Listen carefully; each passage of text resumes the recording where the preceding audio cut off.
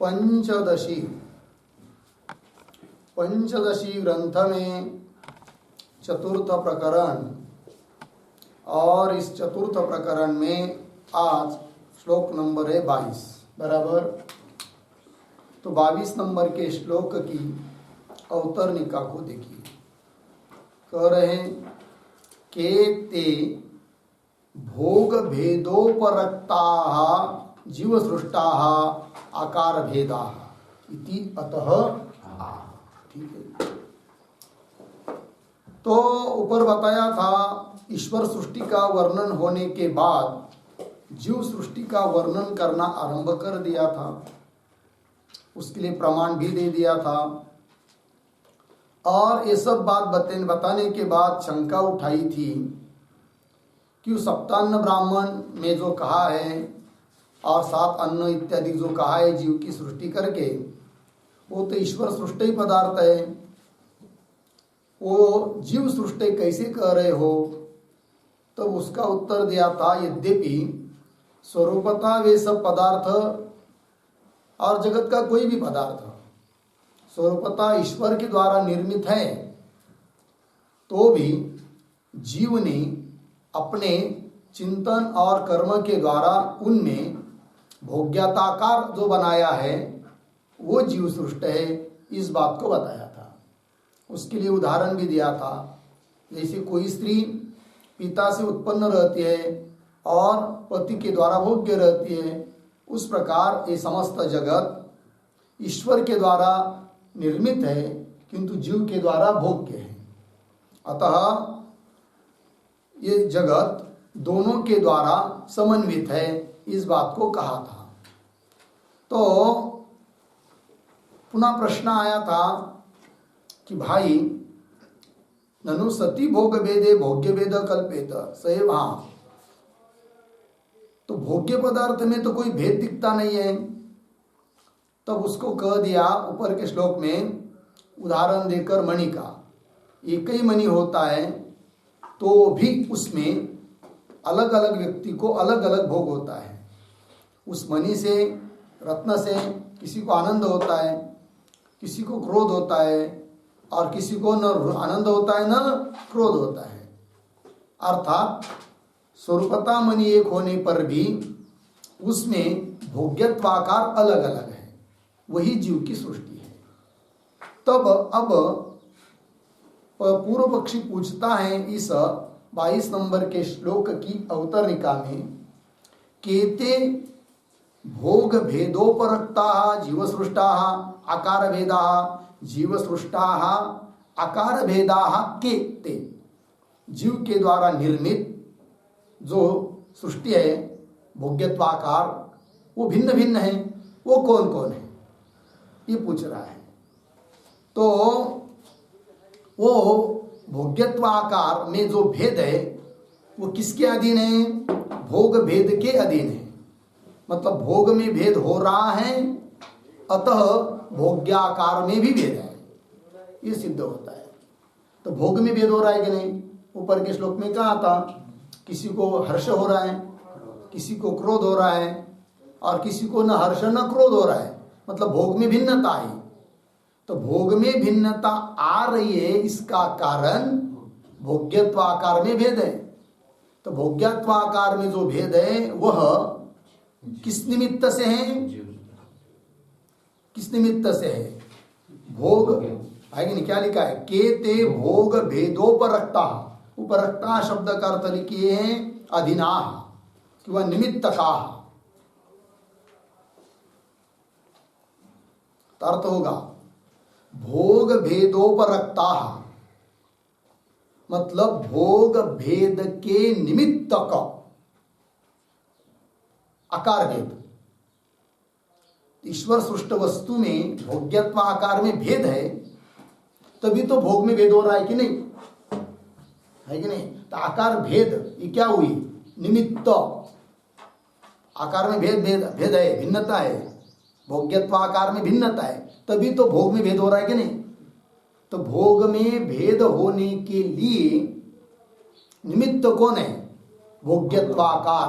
वो कौन कौन है? ये प्रश्न। बात समझ में आई कि नहीं? क्या केते का अन्वय बाद में लगाइए। भोग भेदोपरक्ता मतलब भोग भेद के लिए निमित्त कौन? जीव सृष्टा आकार भेदा, जीव के द्वारा निर्मित आकार का भेद, वो निमित्त है, कारण है। किसके लिए? भोग का भेद होने के लिए, है कि नहीं? लेकिन वो जीव के द्वारा रचित भोग्यत्व आकार वो भिन्न भिन्न है। वो कौन कौन है, ये प्रश्न पूछा जा रहा है। जो कि भोग के लिए, भोग का भेद होने के लिए निमित्त है, कारण है। ठीक, तो श्लोक को पढ़ते हैं। प्रियो प्रिय उपेक्षश्चे त्याकारा मणिगास्त्रयः सृष्टा जीवैरीश सृष्टम् रूपं साधारणं त्रिषु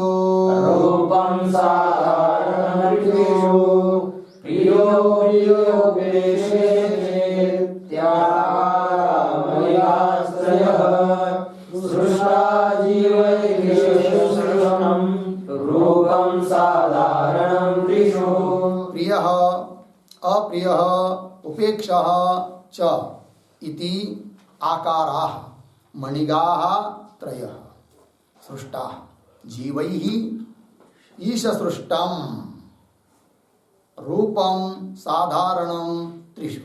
ठीक, अन्वय। मणिगाः प्रियः अप्रियः च उपेक्षः। प्रियः अप्रियः च उपेक्षः इति त्रयः आकाराः। नीचे जीवैः सृष्टाः त्रिषु साधारणं रूपम ईश सृष्टम। त्रिषु साधारणम रूपम ईश सृष्टम। हो गया? अर्थ देखिए भाई, तो कह रहे हैं मणिगाह। मणिगाह का अर्थ है मणिनिष्ठा, मणि में विद्यमान। तो मणि तो ईश्वर द्वारा रचित है, वो तो तीनों आकारों में समान है, किंतु उसमें तीन प्रकार का आकार जीव सृष्टि जीवों ने बनाई है। वो कौन कौन है? तो कह रहे मणिगाह प्रिय, प्रिय तो आकार बना दिया किसी ने मणि में, है कि नहीं? तो जीव सृष्टि है वो, ये मेरे लिए प्रिय है करके बुद्धि। और अप्रिय ये दूसरा आकार है। और तीसरा है उपेक्षा। एक व्यक्ति क्या करता है, उस एक के लिए प्रिय लगता है मणि, एक के लिए अप्रिय लगता है, और एक के लिए उपेक्षा। उपेक्षा इति त्रयः आकाराः, इस प्रकार तीन आकार जीव के द्वारा उत्पन्न किए गए हैं। किंतु उन तीनों भी आकारों में त्रिषु साधारण रूपम, तीनों आकारों में जो साधारण रूप है मणि का, वो तो ईश्वर सृष्ट है, ईश्वर के द्वारा रचित है। हो गया? चलिए टीका को पढ़िए। प्रिय इति मणिनिष्ठा प्रियत्व अप्रियत्व उपेक्षत्व लक्षणा आकार भेदा जीवैः सृष्टा। ठीक है, मणि में विद्यमान जो प्रियत्व लक्षण मतलब प्रियत्व स्वरूप, अप्रियत्व स्वरूप और उपेक्षत्व स्वरूप, लक्षण मतलब स्वरूप, प्रियत्व अप्रियत्व उपेक्षत्व लक्षणा। ठीक है ना? तो उपेक्षा किसको कहते हैं? राग द्वेष रहित वृत्ति उपेक्षा। उपेक्षा, उपेक्षा मतलब क्या? न उसके प्रति राग है न उसके प्रति द्वेष है। राग द्वेष रहित वृत्ति ही उपेक्षा। तद विषयत्वम उपेक्षत्वम, ये उसका अर्थ हो जाता है। हो गया जी? चलिए, तो प्रियत्व अप्रियत्व उपेक्षत्व लक्षणा आकार भेदा, इस प्रकार के आकारों का भेद जीवैः सृष्टा, जीव के द्वारा रचित है। और त्रिष्वपि साधारणम, तीनों भी आकारों में साधारण, साधारण मतलब अनुस्यूत, तीनों आकारों में जो अनुस्यूत है, अनुगत है, यत मणि रूपम, जो मणि का रूप है, तत् ईश्वर निर्मितम इत्यर्थ, वो तो ईश्वर के द्वारा रचित है। ठीक है। और स्पष्टता से बोध होने के लिए और दृष्टांत दे रहे आगे के श्लोक में ग्रंथकार, मतलब ईश्वर सृष्टि कैसी और जीव सृष्टि कैसी, आगे के श्लोक के उत्तरने का।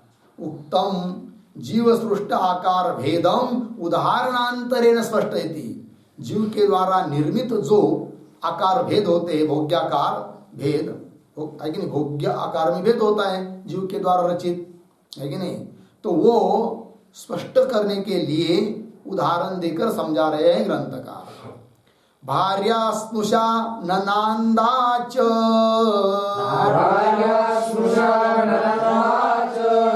याता मातेत्यनेकधा,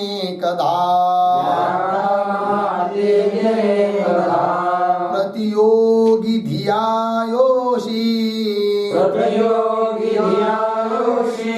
भिद्यते न स्वरूपतः।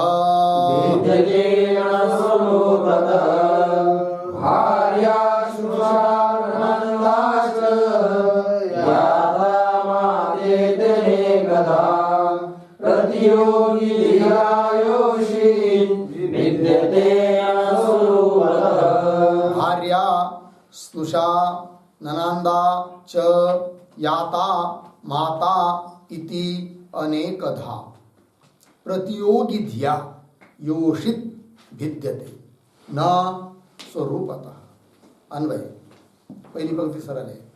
भार्या स्नुषा ननांदा च याता माता इति अनेकधा, नीचे योषित प्रतियोगी धिया भिद्यते न स्वरूपतः। अर्थ देखिए, दृष्टांत दिया है, जैसे कोई एक स्त्री है, बराबर, उस स्त्री को कोई कहता है भार्या, ये मेरी भार्या है करके, पत्नी है। कोई कहता है ये मेरी स्नुषा, स्नुषा मतलब पुत्रवधू, है कि नहीं, सुनबाई, पुत्र की भार्या स्नुषा है। और कोई कहता है उसी स्त्री को ये मेरी ननंद है। ननंद मतलब भाव, ननंद पति की बहन, है कि नहीं। कोई कहता है ये मेरी क्या है, ननंद है मतलब मेरे पति की बहन है। कोई कहता है मेरी याता है, जाऊ मतलब देर की पत्नी, देवर की पत्नी, देवरानी, है कि नहीं। और कोई कहता है ये मेरी माता है, मतलब ईश्वर द्वारा निर्मित स्त्री तो एक ही है, किंतु देखने वाले जितने भी है प्रतियोगी संबंधी लोग, वो अलग अलग उसके साथ संबंध जोड़ रहे हैं। सभी एक जैसी लग रही है क्या?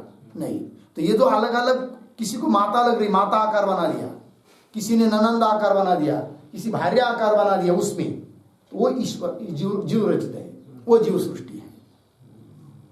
जीव सृष्टि समझ में आई। और ईश्वर सृष्टि क्या है? हाड़ मांस की जो स्त्री है वो तो वैसे एक ही है। एक ने माता कह दिया, है कि नहीं, और एक ने ननंदा या कुछ कह दिया, तो स्त्री में कुछ बदल होता है क्या? हाड़ मांस तो वही वैसे कि वैसे ही है।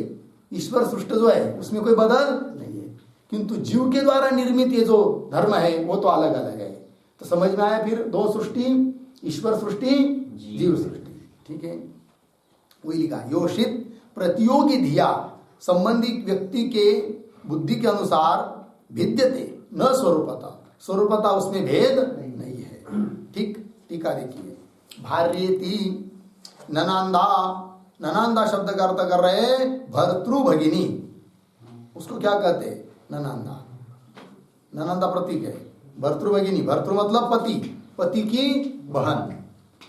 याता, याता का अर्थ कर रहे देवर पत्नी, है कि नहीं, अपने पति के भाई की पत्नी, उसको कहते हैं याता। समझ में आया? नहीं लग रहा? जाऊ कह जाऊ याता देवर पत्नी। आगे चलिए, प्रतियोगी धिया, ये प्रतीक है, इसका अर्थ कर रहे हैं तो अलग अलग संबंधी व्यक्ति के कारण ही नाम आ रहे हैं ना, तो कौन कौन आ रहे हैं? तो भर्तृ है कि नहीं, तो क्रमशः लगा लेंगे। ऊपर उस श्लोक में क्या आया था? भार्या, स्नुषा, ननंदा। तो भार्या नाम उस स्त्री को आने के लिए संबंधी व्यक्ति हो गया सामने वाला कौन? भर्तृ अर्थात पति।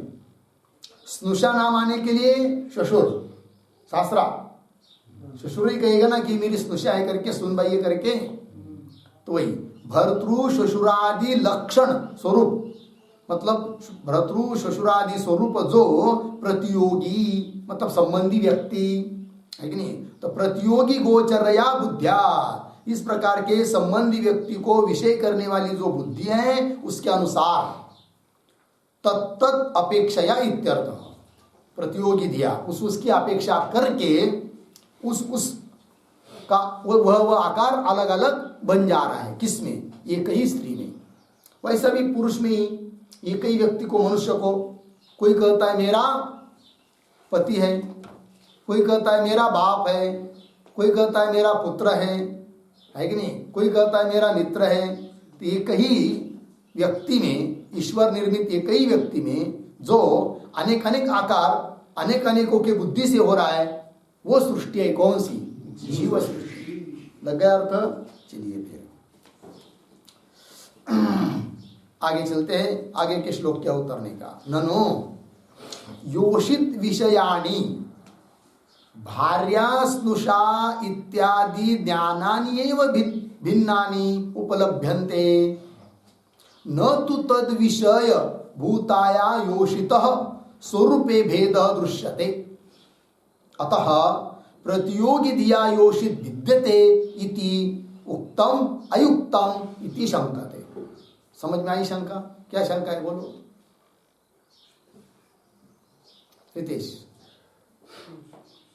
ध्यान से सुना होगा तो अर्थ बताने की जरूरत नहीं, तो शंका कब बातें ध्यान दीजिए, सरल सरल है। पूर्व पक्षी बोल रहा है, समझ लेंगे पहले, पुनः पंक्ति पढ़ेंगे। पूर्व पक्षी बोलता है कि आपने जो अभी अभी ऊपर के श्लोक में कहा प्रतियोगी धिया योषित विद्यते, प्रतियोगी संबंधी व्यक्ति भिन्न भिन्न होने के कारण वो स्त्री में भेद हो रहा है, किंतु ये तुम्हारा कहना ठीक नहीं है। क्योंकि जो लोग बोल रहे हैं ये मेरी भार्या है, ये मेरी स्नुषा है, ये मेरी माता है, तो केवल ज्ञान में भेद दिखाई दे रहा है। उस ज्ञान का विषय जो स्त्री, उसमें तो कोई भेद नहीं हो, तो वैसी की वैसी है। तो प्रतियोगी धिया योषित विद्यते, स्त्री में भेद होता है, ये तुम जो कर रहे वो तुम्हारा कहना ठीक नहीं है। बात समझ में आई ना? ये पूर्व पक्षी की शंका है।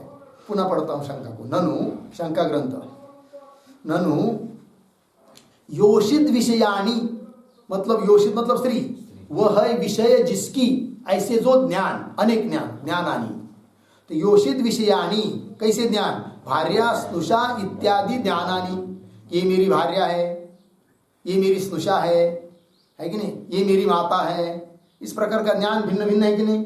तो वही, और सभी ज्ञानों का विषय कौन है? वो स्त्री, एक ही स्त्री है। तो योषित विषयाणि भार्या स्नुषा इत्यादि ज्ञानानि एव भिन्नानि, ज्ञान में ही भेद है, भिन्नानि उपलभ्यन्ते, मतलब ज्ञान में भेद उपलब्ध हो रहा है। न तु तद विषय भूताया योषित, तद विषय भूताया, तद न तो तद विषय भूताया, तद विषय तद ज्ञान, बराबर है। तद शब्द से क्या लेंगे? ज्ञान का विषय भूत जो स्त्री, उसमें तो कोई भेद नहीं दिखाई दे रहा है। न तो तद विषय भूताया योषितः, है कि नहीं, मतलब योषितः भेद भेद न, योषित वही दिख रहा है, योषित स्वरूपे, योषित स्त्री के, उस स्त्री के स्वरूप में अर्थात आकार में, स्वरूप में मतलब उस आकार में भेद दृश्यते, न दृश्यते, न कान्वय दृश्यते के साथ। अतः ऐसा यदि है तो शंका समझ में आएगी नहीं? अतः प्रतियोगी दिया योषित विद्यते इति उक्तम, ये जो आपने ऊपर कहा कि प्रतियोगी मतलब संबंधी व्यक्ति भिन्न हो जाने के कारण स्त्री में भेद हो जाता है, ये तुम्हारा कहना अयुक्त है, युक्ति युक्त, क्योंकि भेद किसमें दिखाई दे रहा है? ज्ञान में, और ज्ञान का विषयभूत व्यक्ति में तो भेद नहीं दिखाई दे रहा है। ऐसा थोड़ी है कि भार्या कह दिया तो लाल बन गई, और किसने स्नुषा कह दिया तो काली बन गई। ऐसा है क्या कुछ? ऐसा तो है नहीं, वो तो वैसी की वैसी है। श्लोक को पढ़ते हैं। ननु ज्ञानानि भिद्यन्ता आकारस्तु न विद्यते योषिद्वपुष्यतिशयो न योषिद्वपुष्यतिशयो न दृष्टो जीवनिर्मितः ननु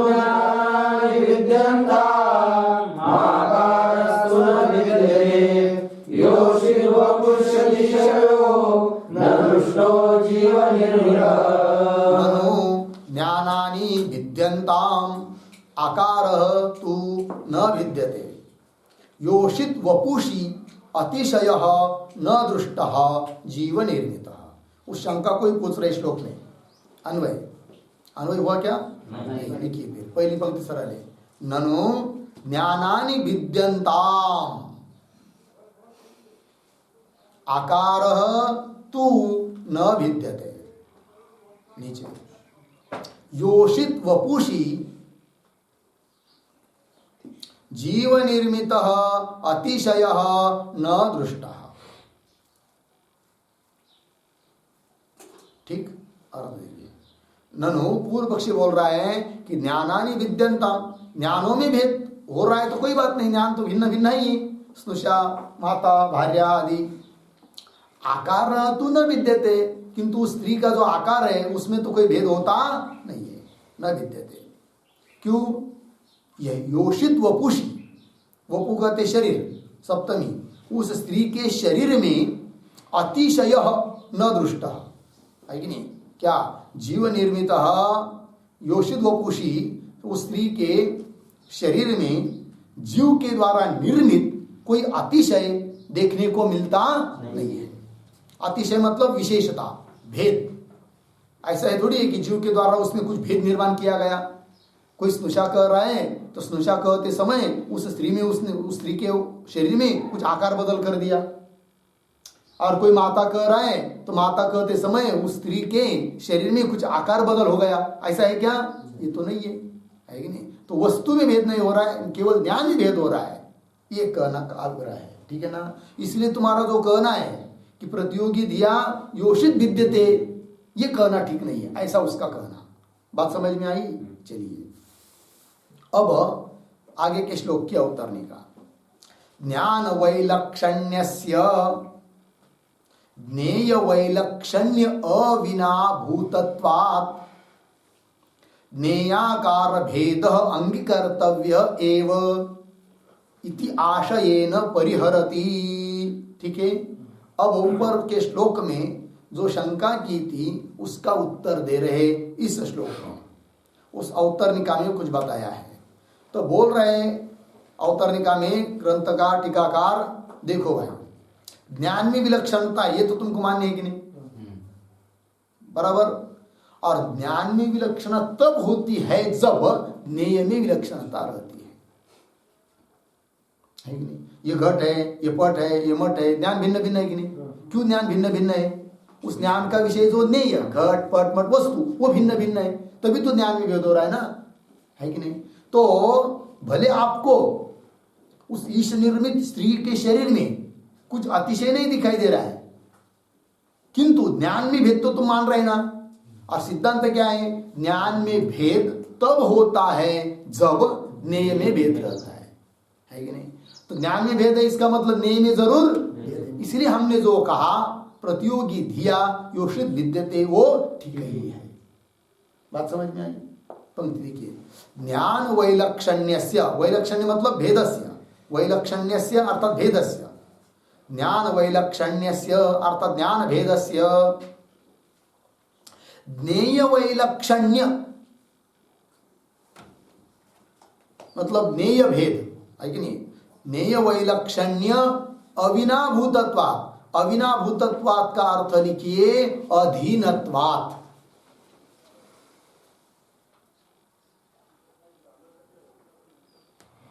मतलब ज्ञेय के भेद के अधीन है ज्ञान का भेद। ज्ञेय वस्तु जो घट पट मट आदि है वो ज्ञेय, उसका भेद रहेगा तभी ज्ञान में क्या होगा, भेद होगा। ज्ञान में भेद कब होगा, जब ज्ञेय में भेद रहेगा, है कि नहीं। और यहाँ पर ज्ञान का भेद तो समझ में आ रहा है ना।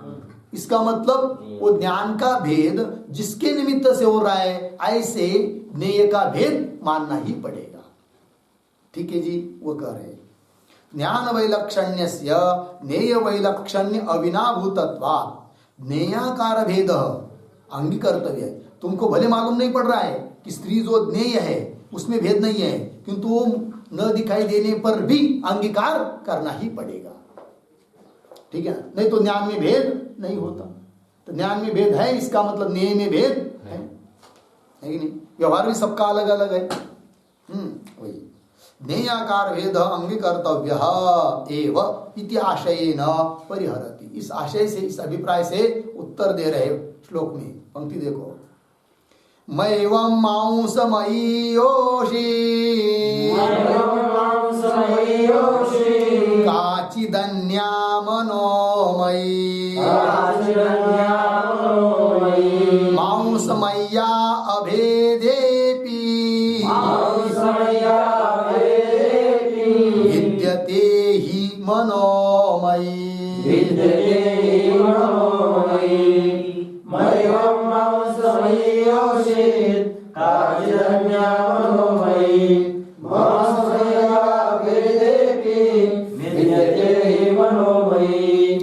माँ एवं मांसमयी योषित काचित अन्या मनोमयी मांसमय्या अभेदे अपि विद्यते ही मनोमयी। लग गया ना अन्वय। माँ एवं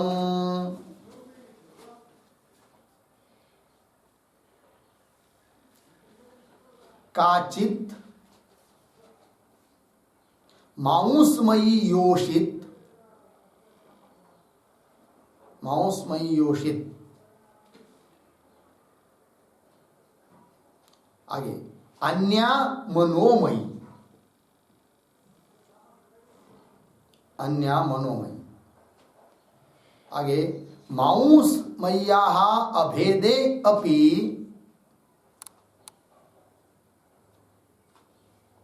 मनोमयी ही विद्यते।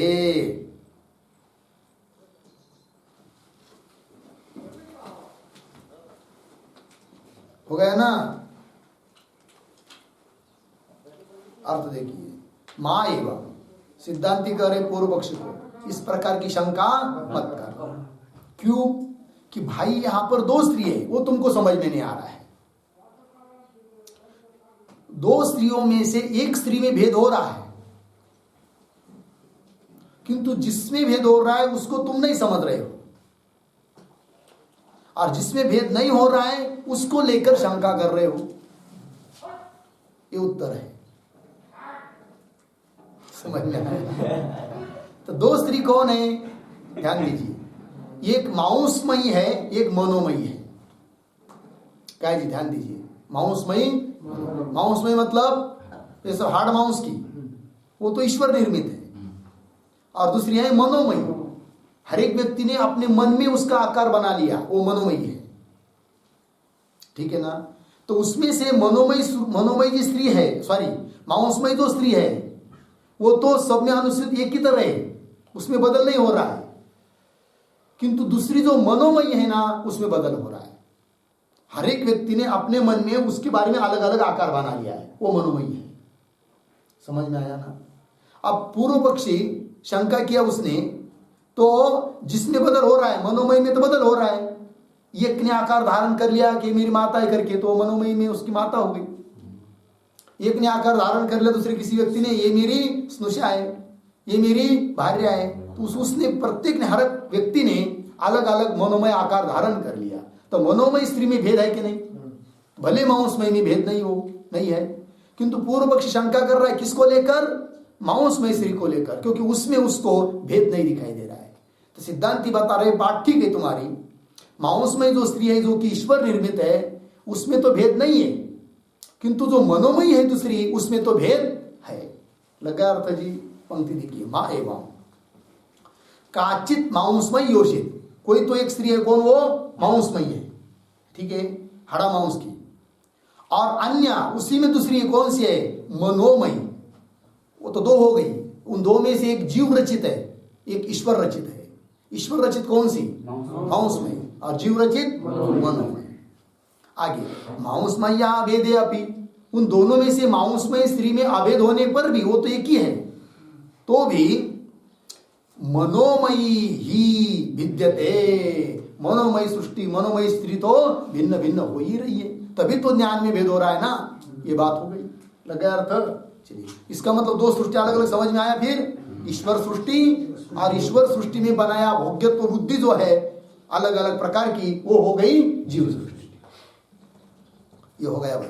आगे के श्लोक, आगे के श्लोक की अवतरणिका, ननु भ्रांत्यादि स्थले बाह्य विषयाभावात् तत्रत्यम वस्तु मनोमय किंवा मनोमयम अस्तु, प्रमिति स्थले तो तद अनुपपन्नम, क्यों? बाह्य वस्तु न सत्वात् इति शंकते। शंका कर रहा है पूर्व पक्षी, ठीक है ना जी। ननु से लेकर शंकते तक शंका ग्रंथ, सरल सरल शंका है। वो कहता है कि भाई व्यवहार में जो मांसमयी स्त्री है वहां पर आपने कहा कि एक मनोमयी स्त्री है वहां पर, है कि नहीं? ये तुम्हारा कहना ठीक नहीं है। कौन बोल रहा है? पूर्व पक्षी। क्यों? कि जहां पर हम लोगों को भ्रम होता है वहां पर तो वो भ्रम का पदार्थ वस्तुतः होता नहीं है, तो भी दिखाई देता है, तो वहां पर उस पदार्थों को मनोमय मानना ठीक है। जैसे रज्जु सामने पड़ी है, सर्प वहां होता नहीं है, तो भी अयम सर्प ये ज्ञान हो रहा है, तो वहां पर वस्तुतः सर्प न होने पर भी सर्प बुद्धि हो रही है, तो वहां के सर्प को मनोमय मान सकते हैं। कौन बोल रहा है? पूर्व पक्षी। किंतु यहां पर व्यवहार में तो वास्तविक स्त्री है कि नहीं? भ्रम स्थल तो है नहीं है, व्यवहार स्थल है, तो वहां पर मनोमय कोई स्त्री होती है या वस्तु होती है, ये तुम्हारा कहना ठीक नहीं है। कौन बोल रहा है? पूर्व पक्षी। ननु भ्रांत्यादि स्थले, भ्रम स्थल में बाह्य विषयाभावा, वहां पर बाह्य विषय सर्प है क्या? नहीं है, उस सर्प का क्या है? अभाव। बाह्य विषयाभावा तत्रत्यम वस्तु, तत्रत्यम मतलब वो भ्रम स्थल की वस्तु सर्पादि, तत्रत्यम वस्तु मनोमयम अस्तु, उस सर्पादि को तो तुम मनोमय मान लो, उसमें कोई हमको आपत्ति नहीं है, मनोमयम अस्तु। प्रमिति स्थले, प्रमिति स्थले मतलब यथार्थ ज्ञान स्थले, प्रमा ज्ञान स्थले, जहां प्रमा ज्ञान हो रहा है, यथार्थ ज्ञान हो रहा है, ठीक है ना, वहां पर तो प्रमिति स्थले तो तद अनुपपन्नम, तद अनुपन्नम, तद अनुपन्नम, तद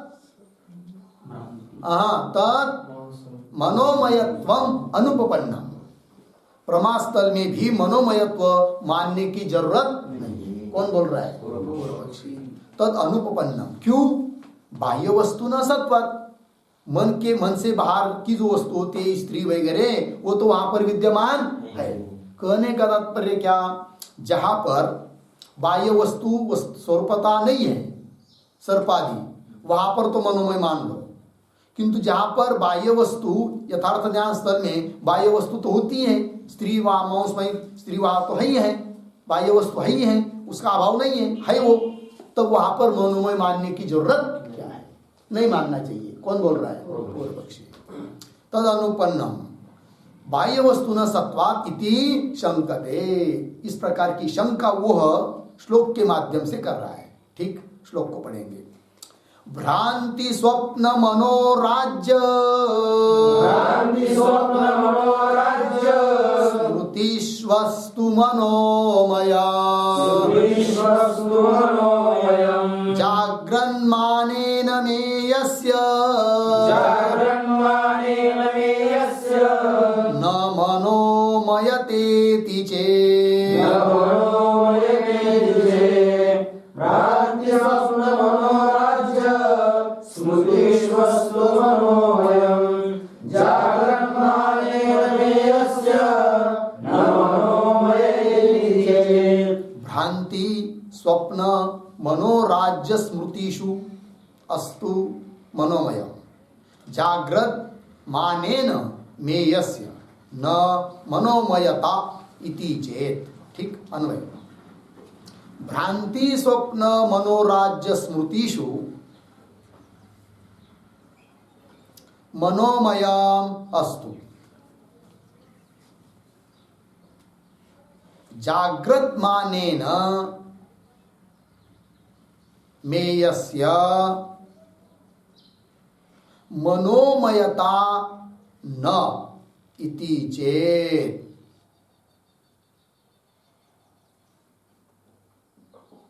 ठीक अर्थ देखिए, पूर्व पक्षी शंका कर रहा है तो बोल रहा है कि मनोमय तुम कहाँ मान सकते हो और कहाँ नहीं मानना चाहिए, इसको बोल रहा है कौन? पूर्व पक्षी। तो कहाँ मान सकते हैं मनोमय को? दे रहे भ्रांति भ्रमस्थल में, जैसे रज्जु सर्प के बारे में बताया। और स्वप्न, स्वप्न पड़ता है तो वहां वस्तुतः वो नदी नाले पर्वत होते क्या? यदि सचमुच होते वहां तो क्या होता? हम लोग अभी तक समुद्र तक पहुंच गए होते। समझ लीजिए बहुत बड़ी बाढ़ नदी और उसको बाढ़ आई है, स्वप्न में दिखाई दी, तो यदि सचमुच होता तो बाढ़ का पानी कहाँ ले जाता? समुद्र में ले जाता। हम लोगों को ले जाता है क्या? वो नहीं, मतलब वास्तविक वहां पदार्थ नहीं होता है तो भी दिखाई देता है। तो वहां पर तुम मनोमय मान सकते हैं कि जहाँ वस्तुता है नहीं, दिखाई दे रहा है तो मनोमय मान लो, हम भी नहीं कुछ कहेंगे। कौन बोल रहा है? पूर्व पक्षी। भ्रांति स्वप्न और मनोराज्य है कि नहीं? मनोराज्य कभी पता है, कभी किया कि नहीं? मनोराज्य नहीं, सब लोग करते हैं, ऐसा कोई नहीं छूटा है कि जिसने मनोराज्य नहीं किया। करते हैं कि नहीं? हाँ, कैसा कैसा करते? उदाहरण, अब 2 साल पढ़ूंगा, उसके बाद फिर ये करूंगा वो करूंगा, बहुत बड़ा आश्रम स्थापन करेंगे, फॉर्च्यूनर गाड़ी लेंगे, फिर इधर कीर्तन को जाएंगे उधर कीर्तन को जाएंगे, पैसा कमाएंगे।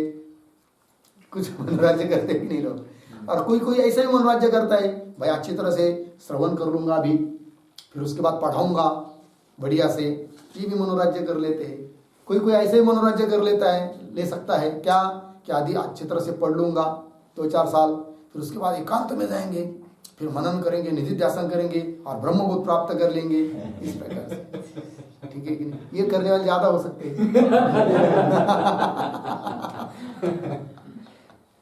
ठीक है, कोई भी हो मनोराज्य करते कि नहीं?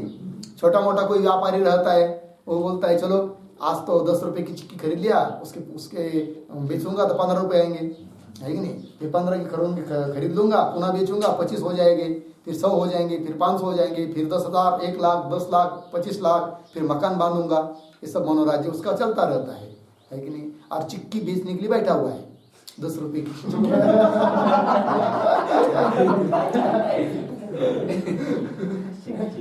और थोड़ा सा इधर उधर कहीं उधर ध्यान गया, कुत्ता आया और उसकी 10 रुपए की चिक्की तो दी, वो लेकर भाग गया।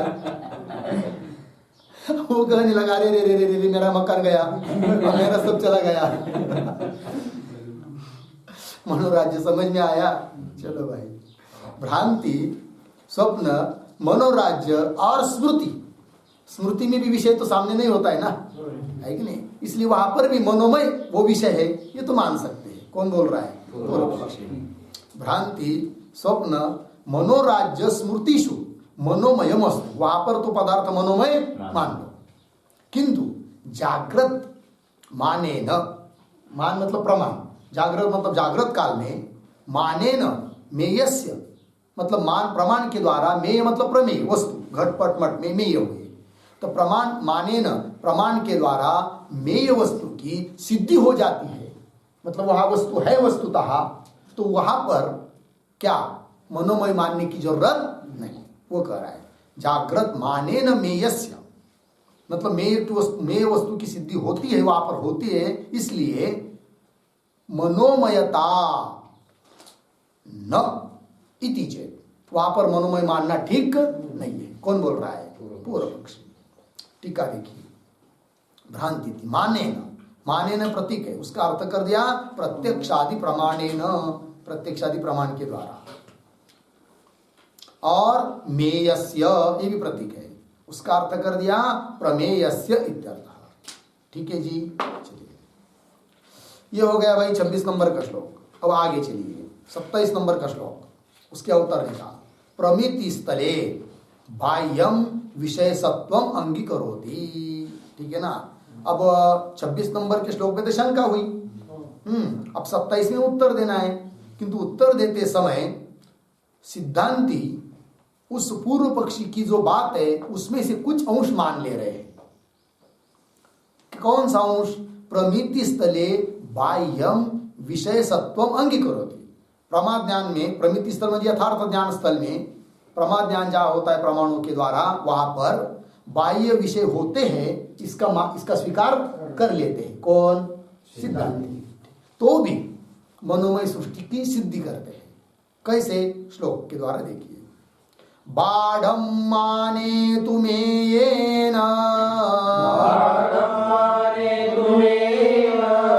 योगात् स्याद् विषयाकृतिः भाष्यवार्तिककाराभ्याम् अयमर्थ उदीरितः।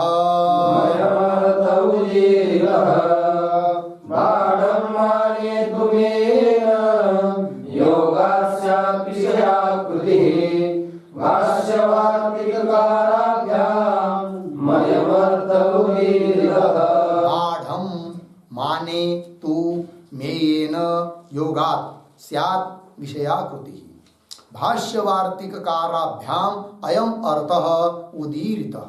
ठीक है। अन्वय। बाढ़म माने विषयाकृति तु मेयेन योगात् स्यात्। मेयेन योगात् स्यात्। नीचे भाष्यवार्तिककाराभ्याम अयम अर्थः उदीरितः। ठीक, अर्थ देखिए भाई। सिद्धांति कह रहे बाढ़म बाढ़म सत्यम, ठीक है, मान लेते हैं। क्या? माने, माने मतलब प्रमाणजन्य ज्ञान है कि नहीं? प्रमाणजन्य ज्ञान जहां होता है वहां पर माने विषयाकृति ही, विषयों का आकार, घट पट इत्यादि को का आकार। तो मेयेन योगात् स्यात्। मेय मतलब प्रमेय, वही घटादि विषय मेय, उनके साथ प्रमाण जो इंद्रियादिक है उनका योग होने से, वहां पर संबंध होने से इंद्रिया और विषयों का होता है कि नहीं? इसलिए वहां पर तो हम विषय को मान लेते हैं। प्रमाण स्थल में, यथार्थ ज्ञान के स्थल में विषय को मान लेते हैं, है कि नहीं? और ये बात हम कह रहे, ये बात नहीं, भाष्य वार्तिक काराभ्याम। भाष्य मतलब भाष्यकार और वार्तिककार। भाष्यकार मतलब आद्य जगत गुरु शंकराचार्य जी महाराज, और वार्तिककार मतलब सुरेश्वराचार्य जी महाराज। तो भाष्य वार्तिक काराभ्याम अयम अर्थ उदीरित, यह अर्थ कहा है। टीका को बाढ़म कथम तर्हि तद विषयस्य मनोमयत्वम उच्यते इति अतः आह। ठीक है ना? कथम तर्हि, कब, तब, तब तो क्यों, मतलब प्रमास्थ में यथार्थ वस्तु तुम मान ही रहे हो, तो फिर वहां पर मनोमयता क्यों अंगीकार कर रहे? ये प्रश्न। कथम तर्हि तद विषयस्य, तद विषयस्य प्रत्यक्षादि विषयस्य, प्रत्यक्षादि ज्ञान का विषय जो घटपटादि वस्तु। कथम तर्हि तद विषयस्य मनोमयत्वम, फिर उसको यदि मतलब क्या कि उसने सिद्धांतों ने स्वीकार कर लिया ना, बाढ़ यथार्थ ज्ञान स्थल में हम विषय को मानते हैं, स्वीकार कर लिया।